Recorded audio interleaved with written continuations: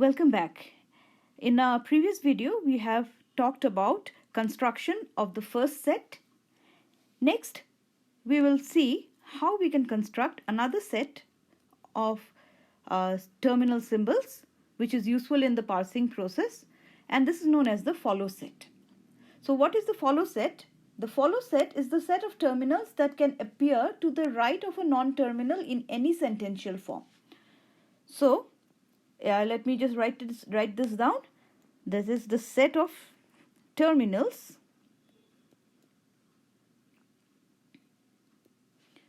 that can appear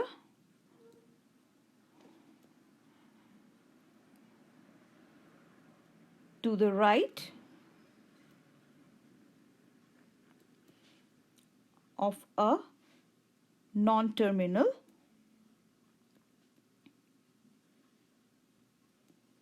in any sentential form.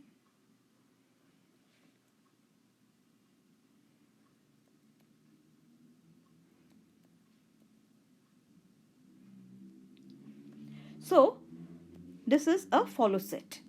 So if I have something like this, A derives alpha,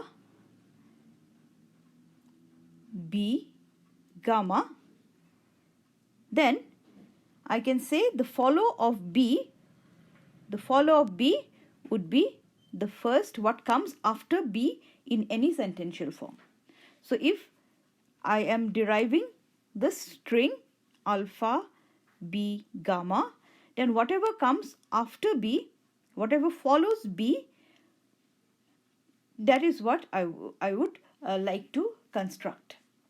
So here also we have an algorithm, and let us write down the steps. So first step, now if A is a start symbol, if A is the start symbol, then now if you can recall, we had said in the LL1 parsing introduction that after the start symbol, the element at the bottom of the stack is always $. So this symbol will always be following the start symbol. So then $, if A is the start symbol, then $, is in follow of A. Okay, so this is rule number 1 for start symbol. Rule number 2, that if I have a production like this, B derives alpha, A gamma. Okay, then follow of A would be first of gamma. That means what is gamma starting from? The string gamma starts from. So first of gamma minus epsilon. If epsilon is there in gamma, then I will not put epsilon in the follow. Epsilon will never appear in the follow. So if I have a production like this, then follow of A would be first of gamma minus epsilon. Rule number 3 is if there is a production like B derives alpha, A gamma, and gamma is nullable. That means first of gamma contains epsilon. So if gamma is nullable, then follow of A contains whatever is there in follow of B will be contained in follow of A. So basically what it is, this rule is trying to tell you that if your symbol for which you are trying to find the follow is the last symbol in a production of this type, if this is the last production, last symbol, if gamma is nullable, then gamma can disappear, then A becomes the last symbol. In that case, whatever follows A, whatever follows B will also follow A. So follow of A will contain the follow of B. So again, these are the three rules. Let us see the examples now. So I'll use the same examples that we used for the first set. Okay, so here, if you see, now to calculate the follow set, what we are going to do is we are going to look at the right hand side of the productions and see where these symbols appear. So if we start with E, we will find on the right hand side, that is these sides, if E appears. Okay, so let's see where E appears. E appears here.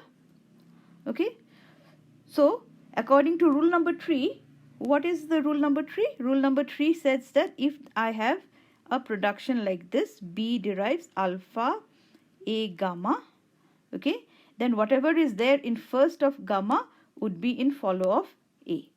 So here I have a production like this, F derives E followed by parenthesis. So this is our alpha, this is our A, and this is our gamma. So now gamma, whatever is there in first of gamma means first of parenthesis is what? It is parenthesis only. So this will appear in the first of E.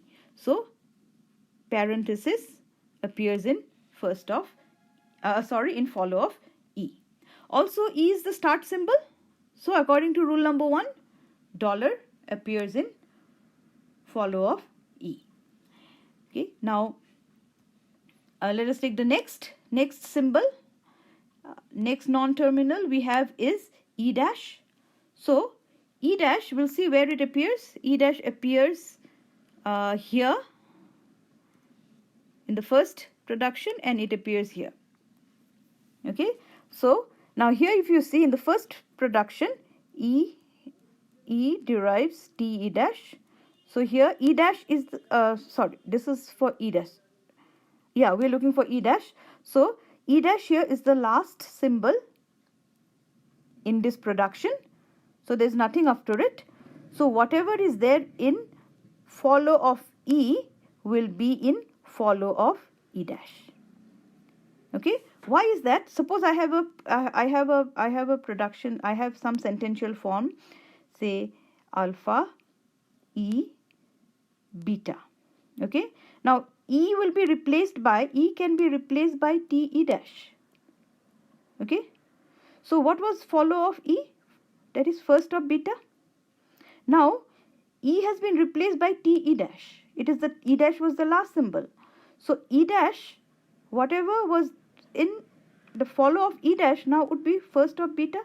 Isn't that same as follow of E?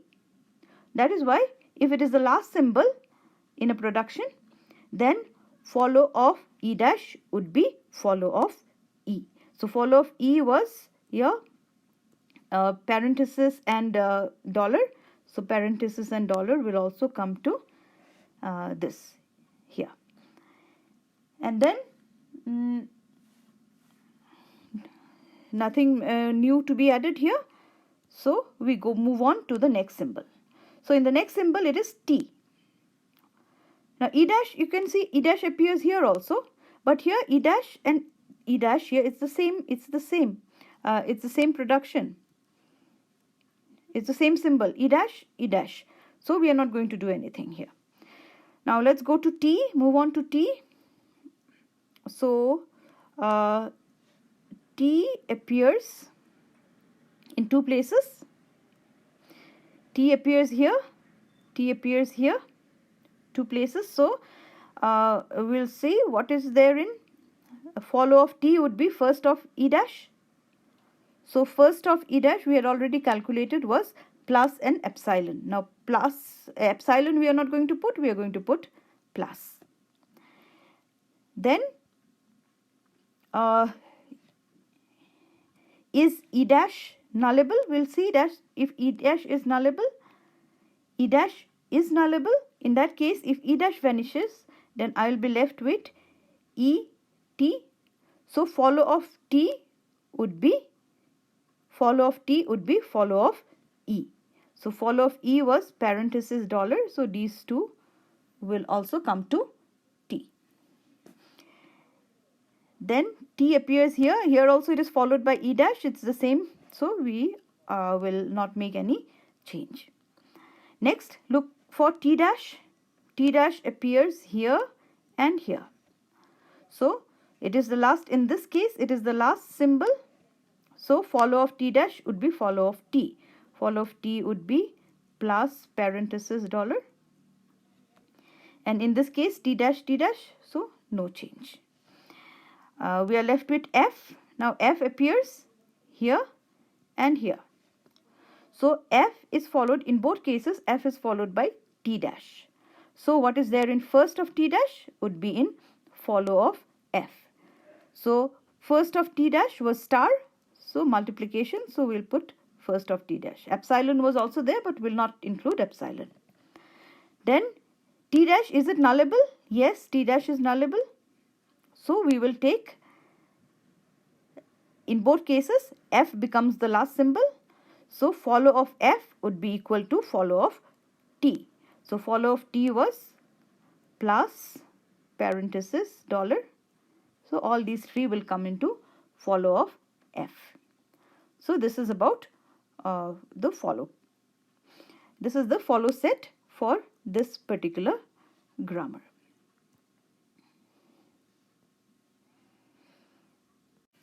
One more example, that is our grammar here. So for this grammar also we'll look at the same way. For the start symbol S, we have, it will contain dollar. Then S does not appear anywhere else. So we'll take B next. Now B, where does it appear? B appears here. So B is followed by D. So follow of B is first of D. So first of D already we had calculated was GF and epsilon. So epsilon is there. So G and F we have put. Now because D is nullable, so D can vanish. So if D vanishes, B will be followed by small h. So h enters into the follow of B. B can be followed by h if D is nullable. Next, let's look at C. For C, C appears here and here. So C is, in both the two cases, it is the last symbol. So follow of C would be equal to follow of B. Follow of B was already G, F and H. So these will come to follow of C. Then we have D. D, where does it D appear in the right hand side? Here. So D can be followed by only H. So follow of D is H. Then we are at E. Where does E appear? E appears here. Okay, E appears here. So E is followed by F, capital F. Now capital F, whatever is there in first of capital F will be in follow of E. So capital F, first of capital F was small f. So small f will be in follow of E. Also F is nullable. So F may vanish. So in that case E becomes the last character or the last symbol in this production. So follow of E would be equal to the follow of D. So D contains H. So H will come out here. And last is our F. So F appears in the right hand side only here. Only here. So it is the last symbol. So whatever is in follow of D will be in follow of F. So follow of D is H. So H will come to F. So these are the follow sets for this particular grammar.